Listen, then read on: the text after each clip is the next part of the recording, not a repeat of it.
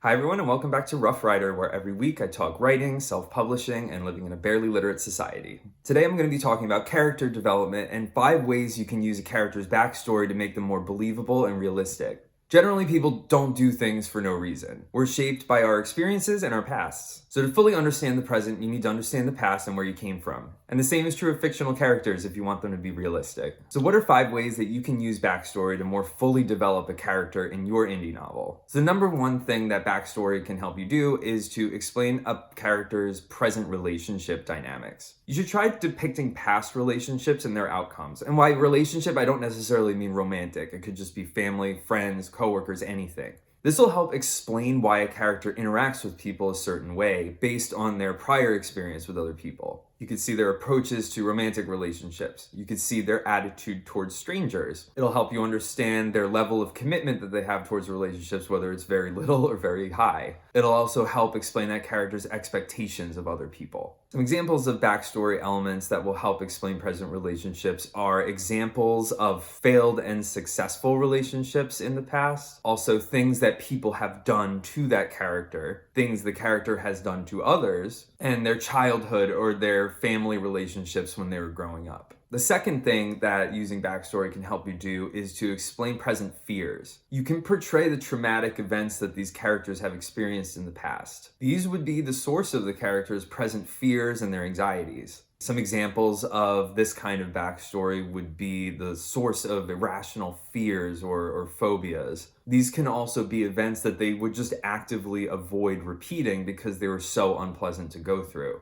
Could be their first or just their worst experiences with illness or death. Also could just be the source of recurring nightmares that they have.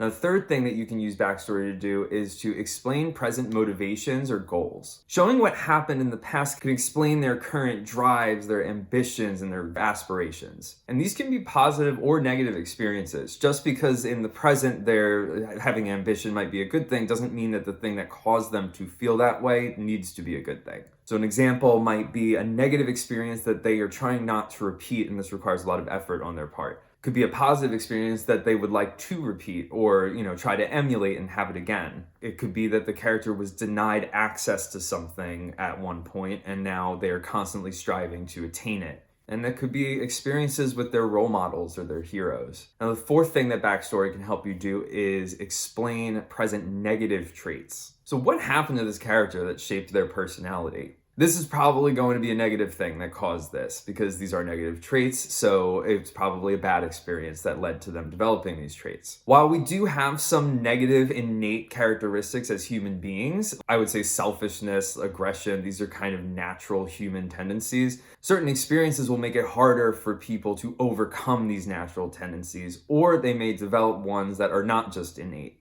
Some examples of a backstory element for creating a negative trait would be experiences with developing addictions, like maybe like their first experience with drugs or alcohol or something like that. These are things that lead to bad repeated habits. Or it could be just repeated failures or witnessing of repeated failures by others that led to a sense of pessimism and created a sort of fatalistic attitude in the present. Now, the fifth way you can use backstory is to help humanize the antagonist. You should try to show what experiences the antagonist had that led them to become this villain that they are today. A villain with no backstory risks becoming cartoonishly evil, which maybe that's what you're going for, in which case that's fine. Like, I'll admit that in the Aetherverse, my sci-fi novel, the villains don't really have much of a backstory, they're just evil characters. But this also wasn't really meant to be driven by like their characters, they're just representative of a certain ideology. It also was meant to be a little campy, so I don't think that's a problem. But this isn't just me defending myself.